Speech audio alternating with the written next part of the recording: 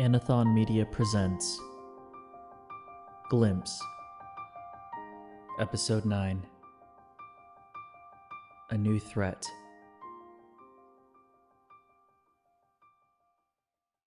Previously on Glimpse.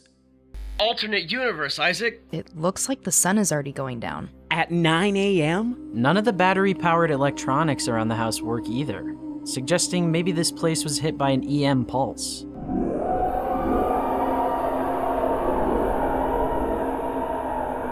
What the fuck is that? I don't know. Hey, Someone is still alive here? Travis waved us down and brought us to where he stayed. The basement was damp and had a musky smell. How long are the days and nights here? Maybe 3 days? Do you think they can hear us? There's no way. I've played guitar and sang down here without a problem. You just had to say that, didn't you?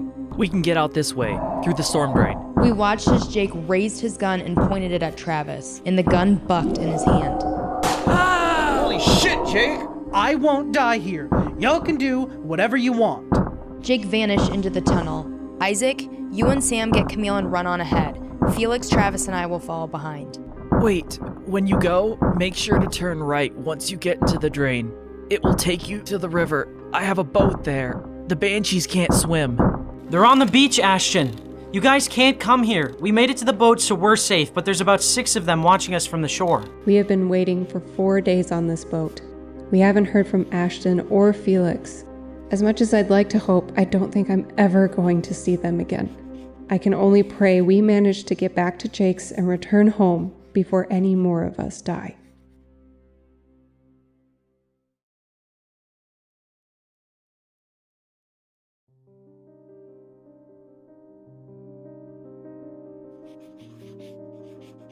Do I feel guilty? I suppose that's the question I ask myself every moment of every day now. And the answer is yeah. At least I think that's what I'm experiencing is guilt, maybe shame.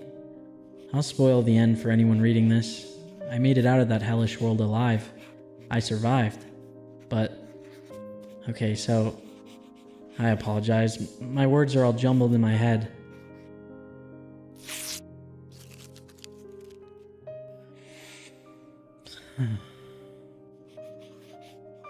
This is my first entry since escaping Beta World, and I'll do my best to write everything down with the clearest accuracy. After the boat, things got a bit chaotic, and I didn't get a chance to journal anymore after that. I almost decided against writing the rest of what happened, but I figure I need to leave something behind, so people understand why. Why I won't be around anymore. I doubt anyone will believe what they read. How could they? Taking a drug and stepping through a mirror into an alternate reality is about as far-fetched as aliens abducting all of Manhattan in a single night. People will see this journal as the thoughts of a kid having a mental breakdown. Either way, I need to leave something behind. Because the truth is, I don't want to live anymore.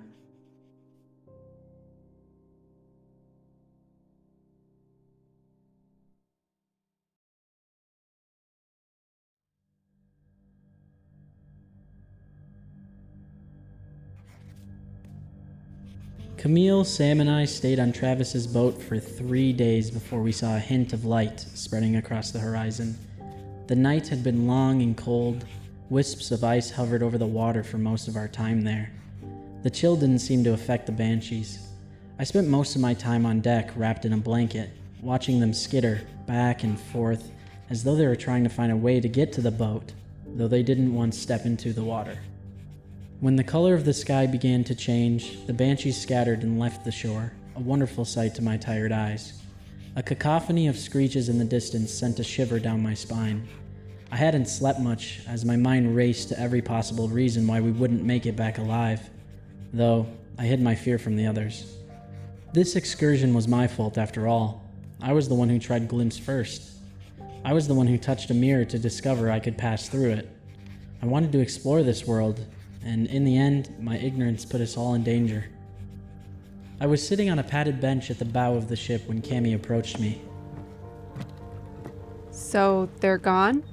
It looks that way, but I wouldn't want to risk leaving yet, especially with how cold it got the last 72 hours. Getting into that water will suck. I haven't heard anything on the radio from the others. I wouldn't worry about them. They're either still out of range or wherever they're hiding is blocking the signal. We need to assume the best, not the worst. Well, if we don't hear from them, then what do we do? We go back to Jake's house to return home and expect that the others will be there waiting. And if they aren't? I don't know. If they stayed hidden last night, I would imagine Ashton is smart enough to meet us back at Jake's. Well, then when do you think we should go, if not now? I just want things to warm up, and then we can make our way back. Is Sam still asleep? He should be, especially after abusing that alcohol stash he found. How bad? When I found him in front of the toilet, the entire bottle of whiskey was empty. I cleaned him up, helped him get changed, and put him to bed. Thanks for that. He may be my best friend, but that would have been awkward for me to do. I've only ever had to do it once, and it's an image I'll never get out of my head. It wasn't too bad. He called me beautiful sweetheart before passing out. And you rolled him onto his side? And placed a wastebasket next to him. So you are a beautiful sweetheart. I'm sorry I haven't been with you two down below. I stayed up here to think and figure out what to do next. You mean like returning home? Well, yes, but beyond that. If Jake never gets back, what do we tell his parents? Do we destroy our journals and pretend this trip never happened, or do we tell the authorities? I don't know where Jake got glimpse, so it's not like we can provide proof that it even exists. Ashton said she tried it before, so she may know how to get more, but what then? Will they think we had something to do with Jake's disappearance? Do you always think this far into the future? Generally. Well, stop it. Easier said than done. You need a nap. Perhaps when you wake up, Sam will be up and we can plan for the immediate moment. Probably. No probablys. I am ordering you to go take a nap. You look like hell. Is that so? Don't make me knock you over the head with a frying pan. There are some downstairs, you know. Fine. I'll try at least. Good. I'll stay up here and watch the shore to make sure none of those creatures stuck around. Fair enough. Sleep well.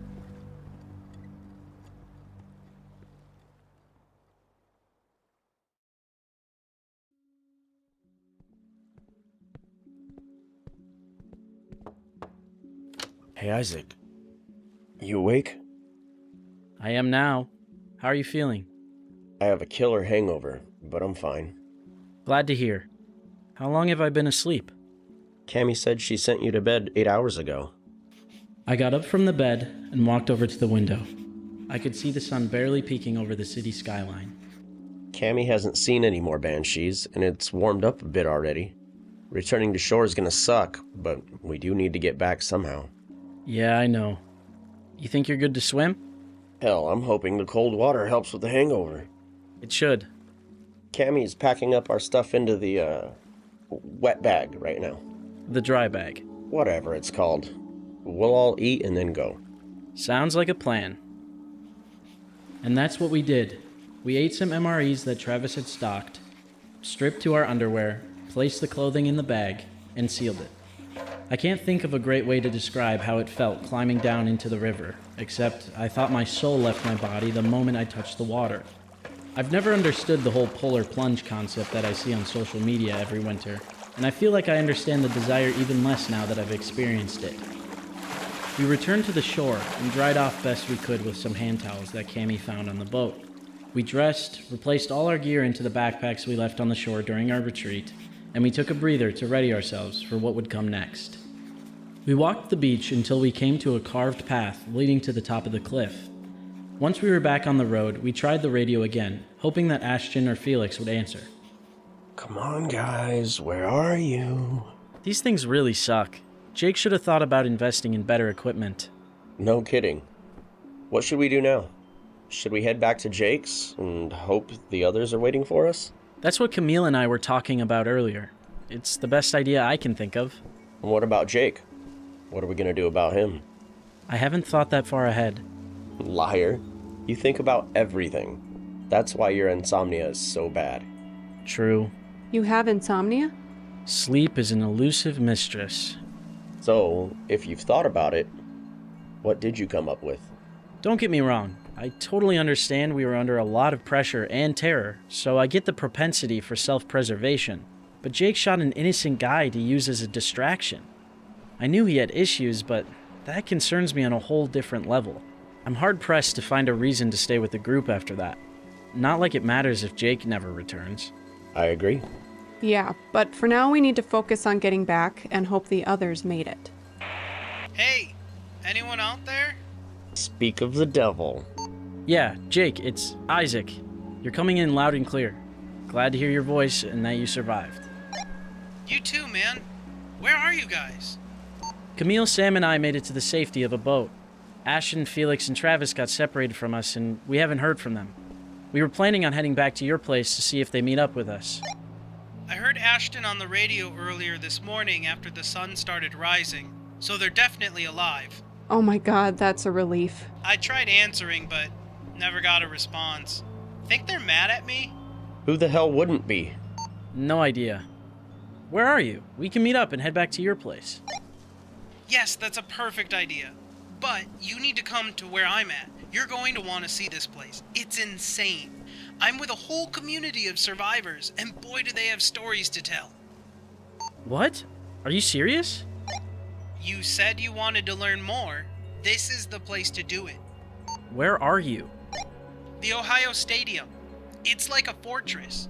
There's maybe a few hundred people here. The stadium? That's in the complete opposite direction from his house. I know, but if we could learn more about what happened from other perspectives? What about the others? They could be waiting for us back at Jake's. We can't detour now just for more information. How about you two head back, and I'll go get Jake and talk to some people while I'm there. Don't be stupid. I'm not leaving you. And I can't go back by myself. I don't know this area. Hello? Isaac? You still there? Yeah, I'm here. Give me a sec. I'm sorry, guys. I can't pass up this opportunity. You can do whatever you want, but I want to go. We have 3 days of light, and I don't want to waste it. And we've already been gone from home for 3 days. I'm sure our parents have already called the cops, and they're searching for us. Plus, I need to get back to Felix. Do you really want all this terror to be for nothing? If we go back now, we'll have nothing to show for it except trauma. I don't want what we've experienced to go to waste. I need to do this. We can keep trying the others on the radio and maybe they'll respond, but I need to see this mission through. The mission was to go to a police station, and look where that got us. The mission was to find information on what caused this whole thing. Maybe someone knows or saw something Travis didn't. He's the only one we've talked with, and he wasn't even here in the city when it happened. I'm going to the stadium. Then I have to go too. What about me? You're just going to leave me alone? Or you can come with us. I promise we'll be in and out. We can get Jake, talk to some people, and leave. In and out? You do realize it will take us over an hour to get there on foot, right? And like I said, we have 3 days of light.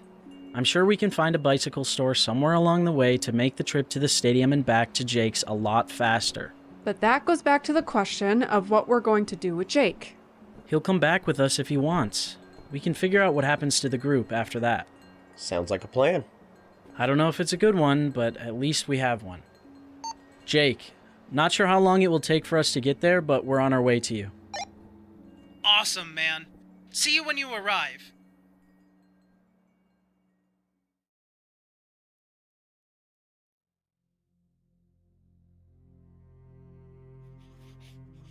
We began our trip north, deeper into the city. We were hard-pressed to find a bicycle shop, which Camille pointed out every chance she got. I knew she wasn't happy with the situation, and honestly, I didn't blame her. But I wasn't going to pass up that opportunity. Screw the consequences. All of my overthinking on the boat was pointless. Everyone was safe and alive, so why not learn a little bit more? Highway 315 would take us right by the stadium, though it was a lot slower than we would have liked. At one point, Camille tripped and twisted her ankle. It wasn't sprained, but it hurt her enough to slow us down. The Olentangy River was to our right, and at one point we had discussed taking one of the trails that follows the river instead of the highway, but after 3 years of plant growth, the highway was the quickest path to where we wanted to go. If we had only known what would come next. We had just reached an abandoned car in the road when Camille spoke up. Hold on, guys. I need to sit for a moment and rest my foot. Here, have some water. I also have a compression bandage in the med kit if you think it will help. I'll be fine. It just hurts a little. The three of us froze at the sound. I had heard wolves howl before, albeit only in movies and TV shows. But this howl sounded nothing like I had heard. I don't know how to fully explain it, had a warble to it. It was as though I could feel the vibrations of the noise wash over me, and fear instantly gripped me. Did you feel that? Yeah. It sounded like it came from the direction we're going. That's not like any howl I've ever heard. It didn't sound normal. I'll go check it out. You two stay here behind this car just in case. Are you friggin' insane? You don't have any weapon to fight whatever that is if you run into it? Maybe we should have been searching for a gun store instead of a bicycle shop. Travis never mentioned any dangers he's encountered during the day. How was I supposed to know we would need weapons now? I mean, he did tell us more animals wander the city now. Without humans ruling the planet, I think it's safe to assume wildlife would take over, including wolves. That was far from a natural wolf howl. That was close. What are you doing? Huh. This is an older car. The button must be in the glove box. Bingo. You want us to hide in the trunk? Of course not. Just wanted to see if there's anything we can use. There's a tire iron in here, and a spare, but that's it. The tire iron will have to do. Hand it here. You want to use a tire iron to fight a wolf? It's the best we got, other than our flashlights. What was that? It sounded like it came from that crash farther down. Holy shit. I wasn't proud of my slip, but I feel as though it was well deserved. The others didn't even notice, as what we heard howling and barking leapt onto the hood of one of the crashed cars, maybe about 300 feet away. The air left my lungs, and it took everything inside me to keep the panic at bay. A dog, or monster, the size of a Great Dane with no fur or eyes, stood atop the wreckage. Its large, pointed ears twitched and tilted, as if listening for something. For us. I raised a shaky finger to my lips, hoping the others would see, though it didn't matter. The creature let out a trilled bark, and I could once again feel a wave of vibration hit my body. It snarled, revealing the maw of shark teeth I had seen in the bathroom mirror on the day this all started. And then, it charged. What is that thing? I now had the tire iron gripped in both hands, though it didn't seem like enough. Sam and Camille stood frozen, unmoving, as fear immobilized them. I've heard countless times throughout my life about the fight or flight instinct every animal has, but you never hear about the third possibility, which is what happens when panic short-circuits your brain and you do absolutely nothing. I, on the other hand, had the fight. I swung the iron like a baseball bat with all my strength when the creature leapt towards me, getting close enough for me to see the terror in full detail. Everything I had noticed before was accurate, though now seeing it up close made me question the sanity of the one who made it, for there was no way evolution could breed such a beast. It was like a combination of different animals, dog, shark, bat, whatever. I could see the thick muscles expand and contract under the tightened, naked skin, and the exposed teeth that would bite through muscle and bone with a single chomp. My aim was perfect, and the iron hit the creature square in the neck, striking solid muscle and disorienting its trajectory. Its body still crashed into me, and the force of the collision slammed me back onto the pavement. I hit my head, and my vision blurred from the impact. Behind me, Sam had snapped out of his daze and had grabbed a spare tire to use as a shield. He stood in front of Camille, who now had her flashlight raised, ready to strike if the creature got near them. Isaac! Sam's call distracted the creature, giving me time to scramble to my feet. I ignored the throbbing in my skull and forced myself to push past my now hazy sight and the desire to throw up. I raised the iron that I miraculously held onto when I fell. The creature, now unsure of who to charge, seemed put off by my attack, but unhurt. Its ears twitched, and after a small exhale from Camille, it locked on and leapt towards them. Sam didn't have a chance at staying on his feet from the beast's collision, though the tire blocked any attempt at a bite. Sam crashed into Camille, and they sprawled to the pavement as the creature landed on all 4 feet a short distance away. I stood unmoving, watching this event unfold, when an idea suddenly entered my addled brain. These creatures had no eyes. Their only sense seemed to be hearing. I didn't know if my inkling would work, but we didn't have any other option. Fighting without any sort of real weapon was out of the question. I grabbed the radio clipped to my side and turned it all the way up before pressing my finger down on the orange button at the top. I had no idea what it would sound like, for not all radios are the same, and I feared it wouldn't do the trick. But after holding the button down for a few beats, an ear-piercing squeal exploded from the speaker. The creature froze, and its sensitive ears twitched rapidly as the radio's emergency alarm blared, breaking the apocalyptic silence. I tossed the radio into the trunk of the car in an attempt to make it harder to locate, but the shriek was still loud enough to distract the monster seeking a meal and muffle any sounds we would make. I rushed over to Sam and ripped the tire from his grasp. He was dazed, and I could see a red mark on his head where the rubber had slammed into him from the creature's impact. I helped him up without a word and did the same for Camille, who mercifully hadn't hit her head when she fell thanks to her backpack. I raised a finger to my lips again, demanding complete silence, and slowly backed away from the creature, which hadn't yet moved since setting off the alarm. With the glimpse pill in my pants pocket, I abandoned my backpack by the car, unwilling to risk making unnecessary sound by grabbing it. We carefully made our way down the road towards the stadium, and I kept the tire iron clutched in my grasp, my eyes never wandering from what I would eventually call a howler until it was out of sight. None of us spoke for the longest time. My vision returned to normal and my headache had lessened, though I could see Sam was having trouble staying attentive. Camille never complained about her foot again, though I could see tears streaming down her face. And the 3 of us, battered, bruised, and filled with terror, eventually made it to the gates of the stadium, where we would meet the Children of Light, and the one who would destroy us.